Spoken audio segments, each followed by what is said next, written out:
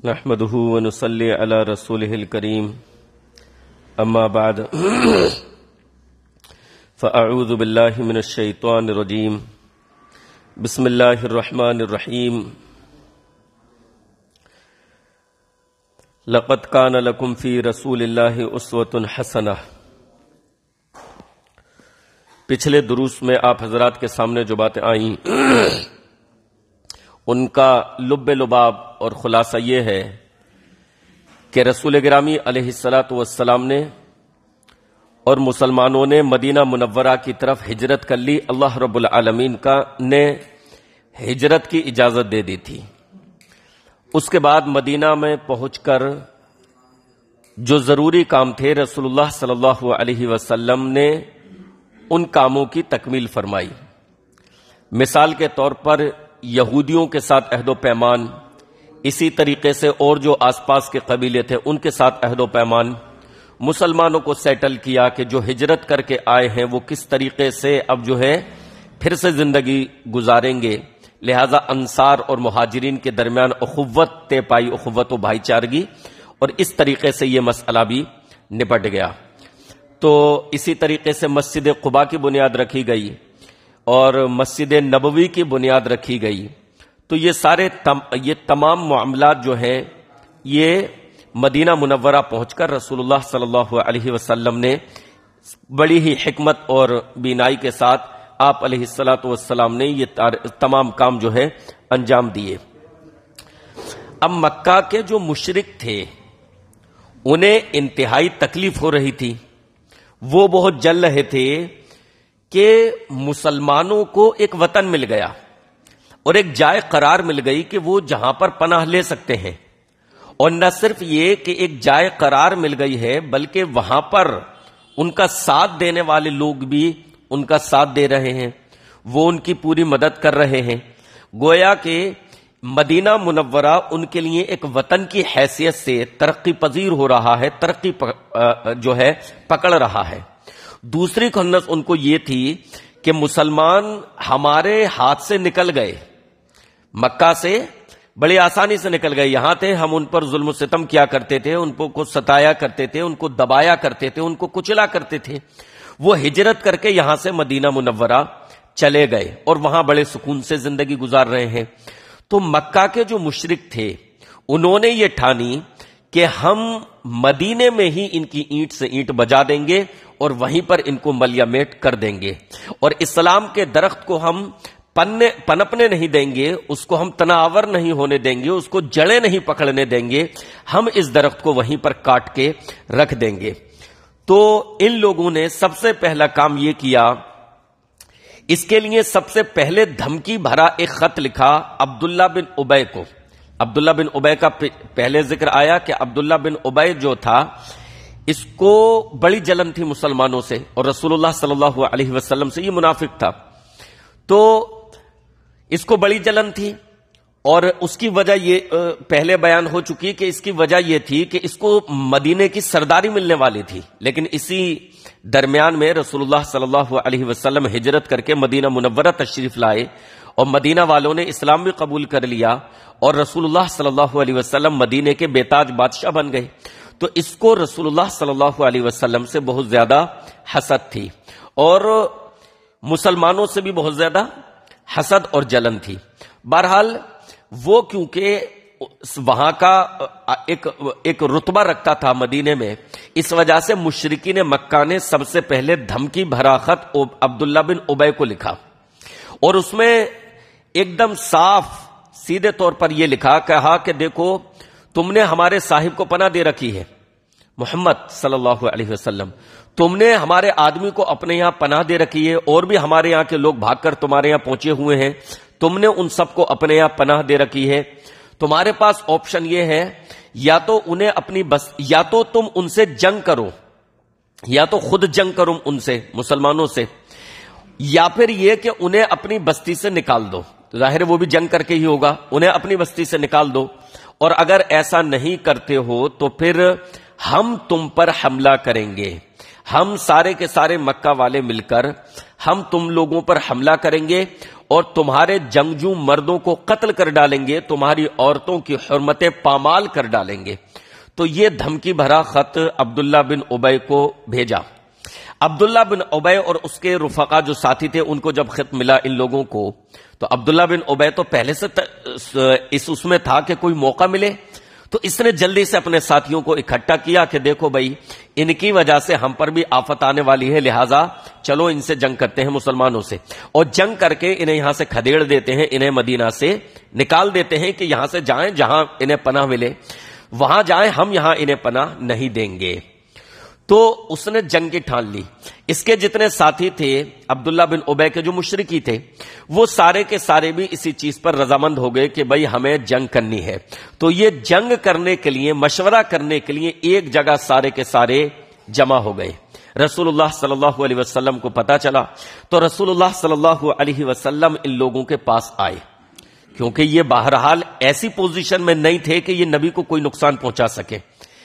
یہ لوگ مخالف تھے مسلمانوں کے، لیکن ایسی پوزیشن میں نہیں تھے کہ یہ بہت کھل کر کچھ کر سکیں۔ یہ اس وقت بھی جو میٹنگ کے لیے بیٹھے تھے تو انہیں کچھ نہ کچھ خفیہ طور پر ہی انہیں سازش کرنی تھی، اچانک جیسے حملہ کر دینا، کوئی ایسی انہیں سازش کرنی تھی۔ تو رسول اللہ صلی اللہ علیہ وسلم ان کے پاس آئے اور آ کر یہ کہا کہ قریش کی دھمکی تم پر بہت جلدی اثر کر گئی، اور یاد رکھو تم اپنے آپ کو جتنا نقصان پہنچانے کا ارادہ کر سکتے، تم اپنے آپ کو جتنا نقصان پہنچا سکتے ہو، یعنی یہ قدم اٹھا کر، اس سے زیادہ قریش والے تمہیں کوئی نقصان نہیں پہنچا سکتے، مکہ والے اس سے زیادہ تمہیں کوئی نقصان نہیں پہنچا سکتے۔ تم کن لوگوں کی باتوں میں آ رہے ہو؟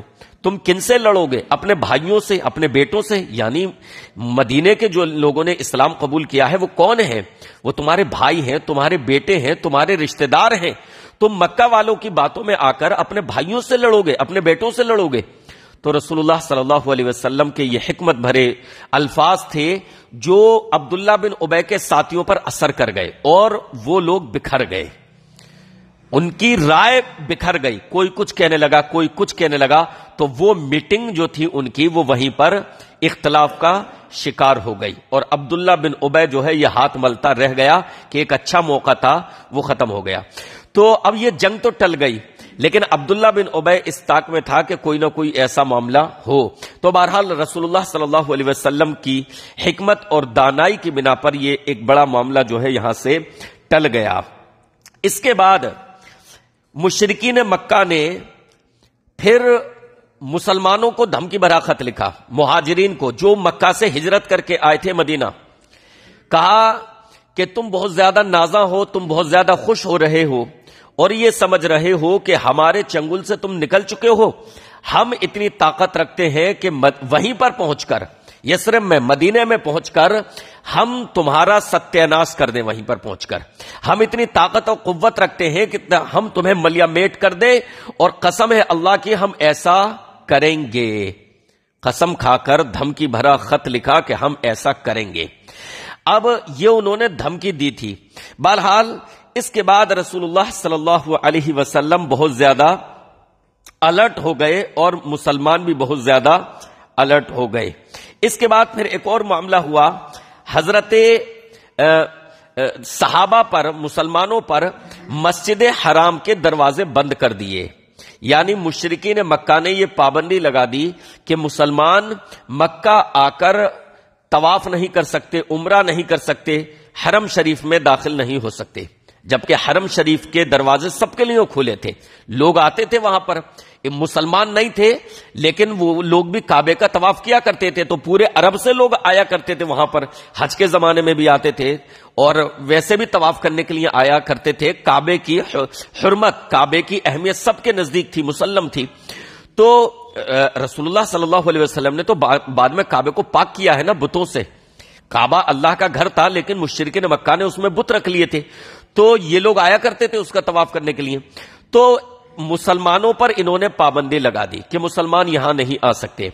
حضرت سعد بن معاذ رضی اللہ عنہ جو کہ انصاری صحابی تھے، یعنی مدینے کے رہنے والے تھے، یہ گئے طواف کے ارادے سے، اور انہوں نے جو ہے امیہ بن خلف کے گھر، انہوں نے جو ہے اپنا یعنی اس کے یہاں ٹھہرے. یہ امیہ بن پہلے اس طرح ہوا کرتا تھا کہ بھائی کوئی کسی شہر جا رہا ہے تو اس کے کسی سے تعلقات ہیں یا کسی سے عہد و پیمان لے کر کہ بھائی تم مجھے اپنے یہاں پناہ دو، مجھے اپنے یہاں ٹھہراؤ، ٹھہر جایا کرتے تھے. اور وہ جو پناہ دیا کرتا تھا وہ بھی کسی خاص مقصد کے تحت کہ بھئی اس سے ہمیں تجارتی فائدے ہیں، وہاں سے ہمارا قافلہ گزرتا ہے، جو بھی ان کے آپسی معاملات تھے.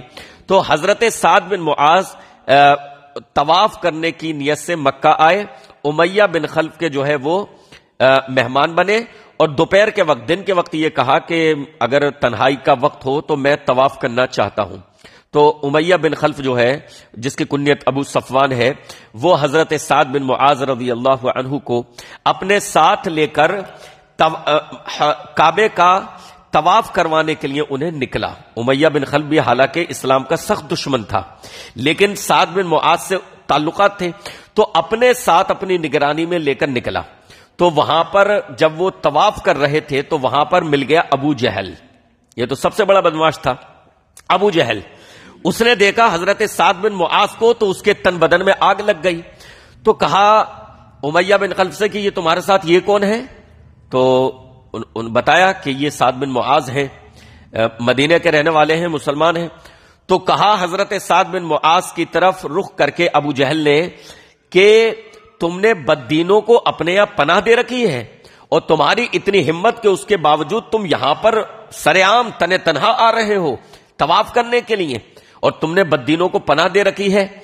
اللہ کی قسم اگر تم تنہا ہوتے، ابو صفوان کے ساتھ نہیں ہوتے یعنی امیہ کے ساتھ، تو تم واپس نہیں ہو سکتے تھے اپنے وطن، یعنی تمہارا کام تمام کر دیا جاتا، میں تمہیں روک دیتا، یہ نہیں کرنے دیتا اور تم صحیح سالم واپس نہیں ہو سکتے تھے. تو حضرت سعد بن معاذ نے یہ کہا کہ سن، اگر تو مجھے یہاں طواف کرنے سے روک دے تو اللہ کی قسم میں تمہیں اس چیز سے روکوں گا جو تمہیں اس سے زیادہ نقصان دہ ہوگا. یعنی اشارہ تھا تمہارے تجارتی قافلے کو. مکے والوں کے لیے سب سے بڑی مشکل یہ تھی کہ ان کا جو تجارتی قافلے جاتے تھے ان کا راستہ یہ مدینہ تھا، شام کے ملک شام کی طرف، سیریا کی طرف مکے والوں کے، اور ان کا پورا معیشت کا، ان کی مکے والوں کی جو دار و مدار تھا پورا تجارت پر تھا، ان کا اور کوئی وہ نہیں تھا. کچھ حج کے زمانے میں ان کی انکم ہو جایا کرتی تھی، باقی پورا تجارتی قافلے ان کے جایا کرتے تھے. ساری معیشت ان کی اس پر ٹکی ہوئی تھی، ساری اکانومک اس پر ٹکی ہوئی تھی، اس کی طائف کی بھی اور مکہ کی بھی پوری کی پوری. تو ان کو سب سے بڑا مسئلہ یہی تھا کہ ہمارا راستہ جو ہے مدینہ ہی پڑتا ہے، وہیں سے ہمیں گزر کر جانا ہے. تو حضرت سعد بن معاذ نے جب یہ دھمکی دی تو ابو جہل جو ہے خاموش ہو گیا. اس کے بعد مہاجرین کو بھی دھمکی دی جا چکی تھی تو رسول اللہ صلی اللہ علیہ وسلم اس کے بعد الرٹ ہو گئے اور رسول اللہ صلی اللہ علیہ وسلم نے مشرکین مکہ کی اس دھمکی کو سیریس لیا. حتیٰ کہ رسول اللہ صلی اللہ علیہ وسلم، کیونکہ آپ سب سے اہم تھے، لیڈر تھے، رسول تھے، تو سب سے زیادہ خطرہ آپ کو تھا، تو آپ رات جاگ کر گزارتے یا کسی کی پہرے داری لگاتے. اما جیسا کہ بخاری و مسلم کی حدیث ہے، اما عائشہ صدیقہ رضی اللہ عنہا فرماتی ہیں کہ ایک رات رسول اللہ صلی اللہ علیہ وسلم جاگ رہے تھے، آپ نے کہا کہ کون ہے جو میری پہرے داری کرے. اتنے میں ایک ہتھیار کے جھنکنے کی آواز آئی، کوئی ہتھیار بند شخص آیا تو دیکھا کون، تو کہا حضرت سعد بن ابی وقاص رضی اللہ عنہ. تو کہا جی کس ارادے سے آئے ہیں؟ تو کہا کہ اللہ کے رسول صلی اللہ علیہ وسلم مجھے آپ کے تعلق سے اندیشہ ہوا، لہٰذا میرے جی میں یہ آیا میں آپ کی پہرے داری کروں. تو اللہ کے نبی علیہ السلام بہت خوش ہوئے اور پھر اس کے بعد رسول اللہ صلی اللہ علیہ وسلم سو گئے اور حضرت سعد نے جو ہے پہرے داری کی. رسول اللہ صلی اللہ علیہ وسلم کی یہ پہرے داری صرف ایک دن ایک رات کے لیے نہیں تھی بلکہ روزانہ کا یہی معمول تھا کہ آپ علیہ الصلوۃ والسلام کی پہرے داری کی جاتی تھی. نہ صرف رسول گرامی علیہ الصلوۃ والسلام بلکہ تمام مسلمان انتہائی چوکنے رہا کرتے تھے کیونکہ مشرکین مکہ کی دھمکی کو وہ سن چکے تھے اور اس کو وہ سیریس لے رہے تھے اور ان کی شرارتوں کا علم رسول اللہ صلی اللہ علیہ وسلم کو ہو چکا تھا کہ وہ کیسی کیسی شرارتیں انجام دے رہے ہیں، کیا ارادے رکھتے ہیں. تمام باتیں جو ہے رسول گرامی علیہ الصلوۃ والسلام کو وحی کے ذریعے پتہ چل رہی تھی، تو مسلمان بھی انتہائی سیریس تھے. لہذا صحابہ فرماتے ہیں کہ کوئی رات ایسی نہ تھی کہ جس میں صحابہ ہتھیاروں کے ساتھ رات نہ گزارتے ہوں، اور کوئی صبح ایسی نہ تھی کہ جو بغیر ہتھیاروں کے صبح کرتے ہوں، یعنی ہتھیار بند تمام صحابہ رہا کرتے تھے۔ یہ حالات تھے۔ اس کے بعد جب یہ دیکھا گیا کہ مشرکین مکہ ہوش کے ناخن نہیں لے رہے اور وہ امن و امان نہیں چاہتے، اور ان کے شیطانی ارادے یہی ہے کہ مسلمانوں کی جڑ کاٹ دیں گے، مسلمانوں کو ملیا میٹ کر دیں گے، مدینہ منورہ پر حملہ کریں گے، تو اب اللہ رب العالمین کی طرف سے مسلمانوں کو جنگ کی اجازت ملتی ہے۔ اب تک اجازت نہیں ملی تھی، مکے میں جتنا بھی ظلم و ستم سہا تھا، مکہ میں اجازت نہیں ملی تھی لڑنے کی، مدینہ میں آ کر بھی ابھی تک اجازت نہیں ملی تھی۔ پہلی مرتبہ اجازت ملی، اللہ رب العالمین نے آیت نازل فرمائی، اذن للذین یقاتلون بانہم ظلموا، جن لوگوں سے قتال کیا جا رہا ہے، جن لوگوں سے لڑا جا رہا ہے، ان کو اجازت دی جاتی ہے کہ وہ بھی جنگ کر سکتے ہیں، وہ بھی جنگ کر سکتے ہیں۔ وَإِنَّ اللَّهَ عَلَىٰ نَصْرِهِمْ لَقَدِيرٌ، اور بے شک اللہ تعالیٰ اہل ایمان کی مدد کرنے پر قادر ہے، قدرت رکھتا ہے۔ تو یہ اجازت ملی تھی، فرض نہیں ہوئی تھی۔ یہ آیتیں جو ہیں، یہ یا اس کے علاوہ اور بھی کئی آیتیں نازل ہوئی۔ جنگ ایک ہے فرض، تو فرض کا مطلب یہ ہوتا ہے کہ جب فرض ہو گئی تو تمام مسلمانوں کو شرکت کرنی ہی کرنی ہے، اور ایک ہے اجازت۔ اس میں مرضی کی بات تھی کہ جو مسلمان شریک ہونا چاہیں وہ شریک ہوں گے اپنی خوشی سے، جو نہ ہونا چاہیں وہ شریک نہیں ہوں گے، تو صرف اجازت ملی تھی۔ تو اس اجازت کے بعد رسول گرامی علیہ الصلوۃ والسلام نے چند سرایا بھیجے۔ سریہ جنگ کی چھوٹی شکل کہہ لیجئے، ایک تو ہوتی ہے بڑی جنگ، جیسے جنگ بدر، سب سے پہلی جنگ جو ہوئی بڑی، جس نے حق اور باطل کے درمیان فیصلہ کر دیا، فیصلہ کن معرکہ تھا، وہ جنگ بدر تھی۔ لیکن اس سے پہلے چھوٹی چھوٹی جھڑپیں ہوئیں، جن میں سب سے پہلا سریہ جو بھیجا اللہ کے نبی علیہ الصلوۃ والسلام نے، وہ بھیجا سن 1 ہجری میں 623 عیسوی مارچ کے مہینے میں۔ مارچ کے مہینے میں سن 623 عیسوی میں سب سے پہلا سریہ یعنی چھوٹا سا گروہ بھیجا، سریہ سیف البحر، اور ان کا امیر رسول اللہ صلی اللہ علیہ وسلم نے بنایا حضرت حمزہ بن عبد المطلب کو، اور ان کے ساتھ 30 مہاجرین کو کیا، اور ان کو بھیجا قریش کے ایک قافلے کا پتہ لگانے کے لیے۔ اللہ کے نبی علیہ الصلوۃ والسلام کو پتہ چلا کہ قریش کا ایک قافلہ یہاں سے گزرنے والا ہے۔ دیکھیے، مسلمانوں کی زمین و جائیداد چھینی گئی تھی، ان کا مال و دولت، مال و اسباب چھینا گیا تھا، اور ان پر ظلم و ستم کیا گیا تھا۔ تو مسلمان حق رکھتے تھے کہ مشرکین مکہ کا مال چھینے، ان پر حملہ آور ہوں، کیونکہ انہوں نے بھی ان کا چھینا تھا، تو بدلے کے طور پر یہ حق رکھتے تھے، اور اسی طریقے سے ان میں جو ہے ڈر اور خوف پیدا کریں۔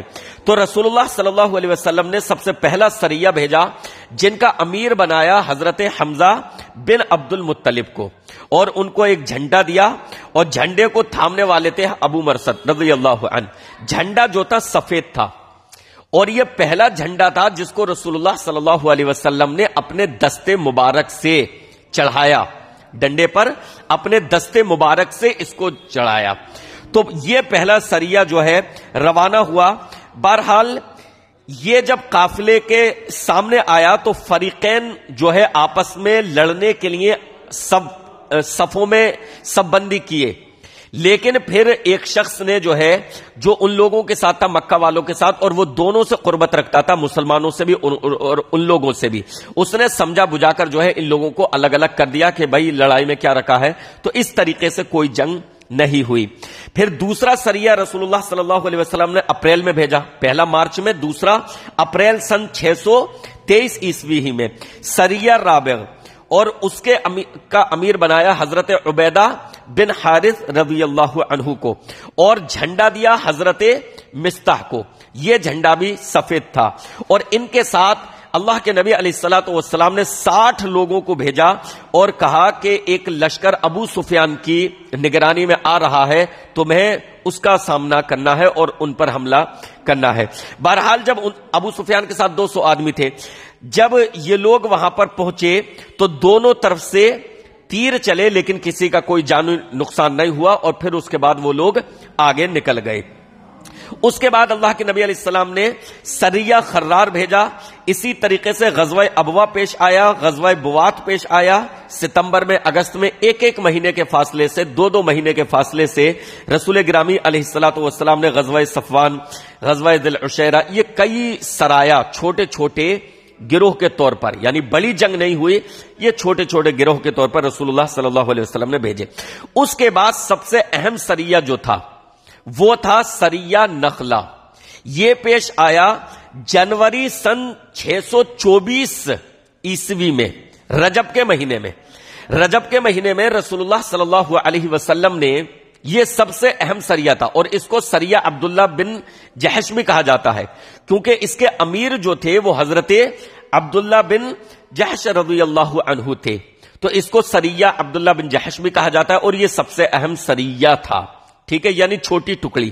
اللہ کے نبی علیہ الصلوۃ والسلام نے 12 مہاجرین کو ان کے ساتھ کیا اور ان کو روانہ وہاں سے فرما دیا, اور کہا تم اس راستے پر چلتے رہنا. ابھی مقام نہیں بتایا کہ کہاں جانا ہے, تمہاری منزل کیا ہے. ایک خط دیا, اور وہ خط حضرت عبداللہ بن جحش رضی اللہ عنہ کے حوالے کیا, اور یہ کہا کہ اس خط کو تمہیں پڑھنا نہیں ہے. جب 2 دن تک تم چلتے رہو, اس کے بعد تمہیں اس خط کو پڑھنا ہے. تو 2 دن تک وہ چلتے رہے, یہ لوگ, یہ قافلہ چلتا رہا. ان کے پاس اونٹ جو تھے وہ آدھے تھے, یعنی ایک ایک اونٹ پر 2 لوگ سوار ہوتے تھے. تو یہ قافلہ چلتا رہا. 2 دن کے بعد ایک جگہ یہ لوگ ٹھہرے, اور حضرت عبداللہ بن جحش نے خط پڑھا. تو خط میں یہ لکھا تھا کہ تمہیں یوں ہی چلتے جانا ہے, اور چلتے چلتے مکہ اور طائف کے درمیان ایک جگہ ہے نخلا, وہاں پہنچنا ہے, اور وہاں سے قریش کا ایک قافلہ 3-4 لوگوں پر مشتمل ایک قافلہ وہاں سے گزرے گا. تمہیں اس کا تعاقب کرنا ہے, اس پر حملہ کرنا ہے. معاملہ سخت تھا, کیونکہ ابھی تک کے جتنے معاملات تھے وہ قریب تھے, قرب و جوار کے. یہاں 2 دن چلنے کے بعد اب یہ سب کو اطلاع دی گئی ہے. حضرت عبداللہ بن جحش نے بتایا کہ بھئی خط میں یہ لکھا ہے, رسول گرامی علیہ الصلوۃ والسلام کا ہے کہ ہمیں کہاں جانا ہے, مکہ تک پہنچنا ہے, اور مکہ اور طائف کے درمیان ہے نخلا, وہاں جا کر ہمیں جو ہے ٹھہرنا ہے, نزول کرنا ہے. وہاں سے ایک قافلہ گزرے گا قریش مشرکین مکہ کا, وہ ہمارا جو ہے شکار ہے. اس کے بعد حضرت عبداللہ بن جحش نے تقریر کی, کہا کہ جس کو اپنی جان پیاری ہو, اپنے رفقا سے, اپنے ساتھیوں کے سامنے تقریر کی, ایک جوشی لی. کہا جس کو اپنی جان پیاری ہو وہ واپس لوٹ سکتا ہے, اور جس کو شہادت پیاری ہو وہ میرے ساتھ چلے. جس کو شہادت پیاری ہو, شہادت کا جام پینا ہو, وہ میرے ساتھ چلے, اور جس کو موت کا خوف ہو, جس کو اپنی جان پیاری ہو, وہ واپس لوٹ سکتا ہے. رہا میں میرا معاملہ تو میں آگے بڑھوں گا, میرا ارادہ یہ ہے. بہرحال ان کے تمام رفقا نے, تمام ساتھیوں نے حامی بھری کہ ہم سارے کے سارے چلنے کے لیے تیار ہیں. اور اس طریقے سے حضرت عبداللہ بن جحش رضی اللہ عنہ اپنے 12 ساتھیوں کو لے کر اس جگہ پہنچ جاتے ہیں. اب جب وہاں پہنچتے ہیں, وہاں جا کر قیام کرتے ہیں, ٹھہرتے ہیں اور انتظار کرتے ہیں. تو وہاں سے جو ہے مشرکین مکہ کا, رسول گرامی علیہ الصلوۃ والسلام کی پیشن گوئی کے مطابق مشرکین مکہ کا وہاں سے ایک قافلہ گزرتا ہے, جس میں 4 لوگ تھے, لیکن وہ تجارتی قافلہ تھا. ان کے پاس کشمش تھی, چمڑا تھا, جو تجارت کے لیے وہ لوگ لے جا رہے تھے. اسی طریقے سے تجارت کا اور بھی ان کے پاس سامان تھا, لیکن لوگ صرف وہ 4 تھے. ان 4 لوگوں میں ایک عمرو بن حضرمی تھا, اور اسی طریقے سے عمرو بن حضرمی کے علاوہ ایک نوفل تھا, اور عثمان کے, بلکہ عبداللہ بن مغیرہ کے دونوں بیٹے عثمان اور نوفل, یہ بھی, یعنی یہ 4 لوگ تھے. تو رجب کی ایک دم آخری دن چل رہے تھے, اور وہ رجب کی آخری تاریخ تھی جب یہ قافلہ گزر رہا تھا. وہاں سے کدھر جا رہا تھا, مکے کی طرف, ادھر سے کہیں سے آ رہا تھا پیچھے سے تجارتی قافلہ. اب ان لوگوں نے یہ مشورہ کیا کہ کیا کریں, حملہ کریں یا نہیں کریں, کیونکہ مہینہ کون سا چل رہا تھا, رجب کا. اور رجب کا مہینہ پتا ہے کون سا ہے, یہ ان 4 مہینوں میں سے ہے جن کو قرآن میں حرمت والا مہینہ کہا گیا ہے, احترام والا مہینہ. محرم, رجب, ذوالقعدہ, ذوالحجہ. اور ان 4 مہینوں میں جنگ کی اجازت نہیں تھی, جنگ کرنے کی اجازت نہیں تھی. تو یہ حرمت والے مہینے ہیں اور زمانے جاہلیت سے ان کا احترام باقی تھا. مکہ کے مشرک تک ان مہینوں میں جنگ نہیں کیا کرتے تھے. اب مسلمان کشمکش کے شکار تھے کہ کیا کریں. اگر ہم حملہ نہ کریں، انتظار کریں، تو پھر یہ لوگ حدود حرم میں داخل ہو جائیں گے یہاں سے نکل کر، اور حدود حرم کی اہمیت اور زیادہ ہے، وہاں پر ہم کیسے ان پر حملہ کر سکتے ہیں. اور اگر حملہ کرتے ہیں تو یہ پھر اس کی حرمت پامال ہوتی ہے رجب کے مہینے کی. یہ آخری تاریخ ہے، آخری دن ہے.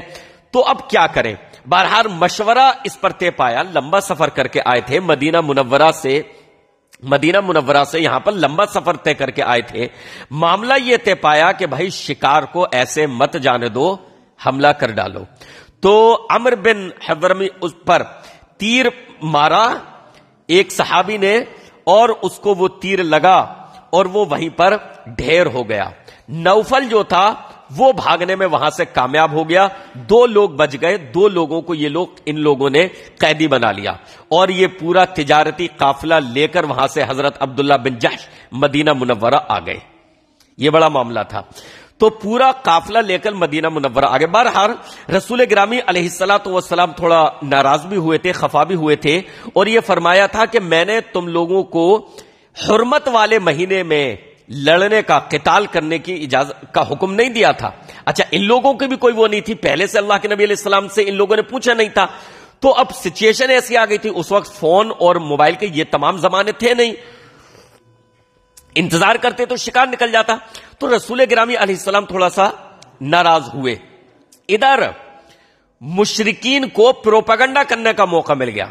کہا بھائی لو، اور ان کے درمیان خوب چمی گوئیاں ہوئی، خوب باتیں بنی. کہا بھائی لو، مسلمان تو اب حرمت والے مہینے کا بھی احترام نہیں کرتے. جن مہینوں کا ہم احترام کرتے ہیں اس میں ہم تلوار نہیں اٹھاتے، اس میں ہم خون نہیں بہاتے، اس میں ہم قتل نہیں کرتے، ہم تک احترام کرتے ہیں. محرم، رجب، ذوالقعدہ، ذوالحجہ، وہ حرمت والے مہینے، اس کو بھی پامال کر دیا ان مسلمانوں نے. تو انہوں نے خوب پروپیگنڈا پھیلایا، خوب بدنام کیا، خوب باتیں بنائی. حتیٰ کہ پھر اللہ رب العالمین نے قرآن مجید میں آیت نازل فرمائی.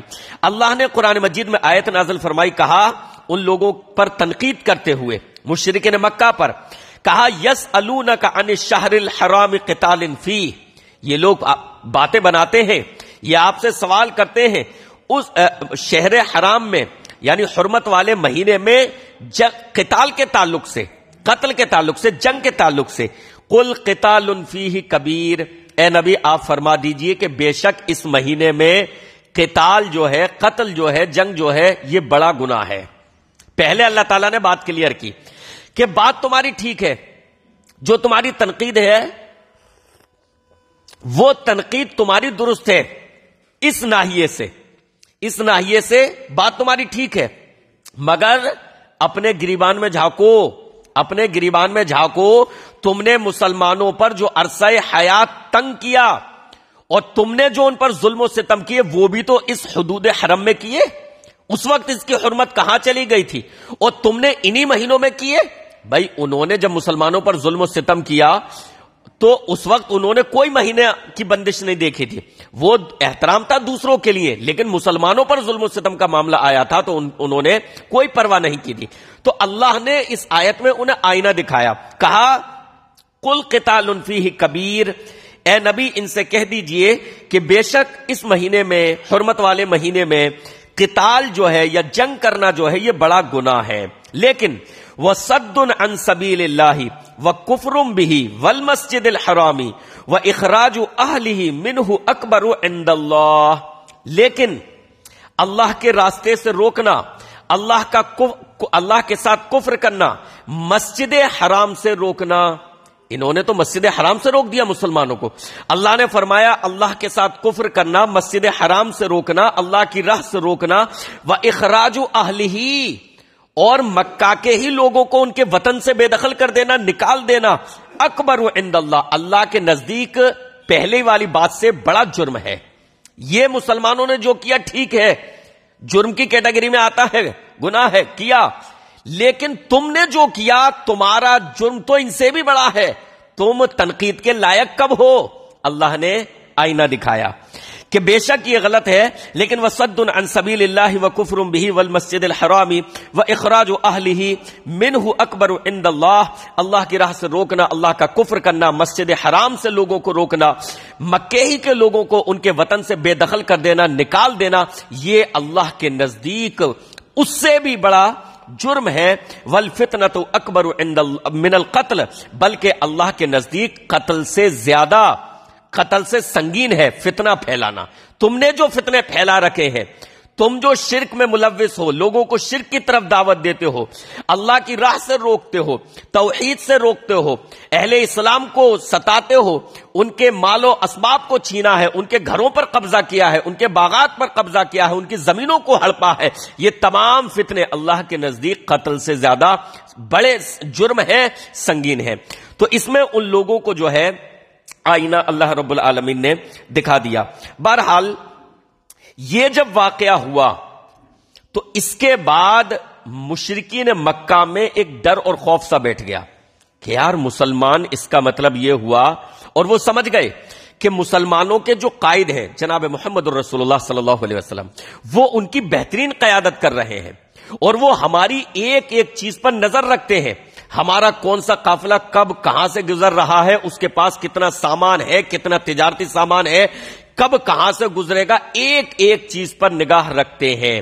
گویا کہ وہ بہترین قائد بھی ہیں، بہترین کمانڈر بھی ہیں، وہ ان کے لیے وہ ایک بہترین، یعنی ہر اعتبار سے ثابت ہوئے ہیں، وہ اس چیز کو اچھی طریقے سے سمجھ گئے، لہذا ان کی قیادت میں مسلمانوں کے اندر اس قدر حوصلہ بڑھ چکا ہے کہ وہ ہماری زمین تک آ کر ہم پر حملہ کر سکتے ہیں، حملہ کر کے ہمارے تجارتی قافلے کو لے بھی جا سکتے ہیں اور پورے سکون سے واپس مدینہ جا سکتے ہیں۔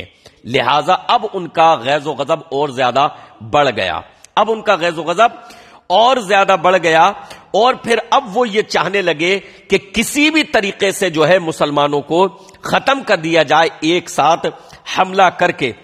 لہذا ادھر یہ لوگ، ان کا غیظ و غضب بڑھ رہا تھا، اور یہ پلان بنا رہے تھے مسلمانوں پر بڑا حملہ کرنے کا، کیونکہ یہ بھاپ گئے کہ اگر اسی طریقے سے یہ لوگ بڑھتے رہے معاملہ بڑا سنگین ہو جائے گا۔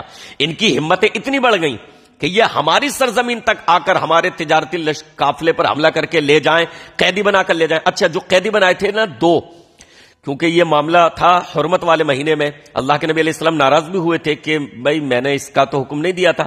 بہرحال اللہ نے دفاع کیا صحابہ کا کہ بھائی انہوں نے جو کیا وہ کیا، لیکن مشرکین مکہ کو حق نہیں ہے تنقید کا۔ لیکن وہ جو دو قیدی تھے رسول گرامی علیہ السلام نے انہیں چھوڑ دیا کہ بھئی حرمت والے مہینے میں ہوا، اور جو ایک قتل ہو گیا تھا اس کا بھی اللہ کے نبی علیہ السلام نے خون بہا ادا کیا۔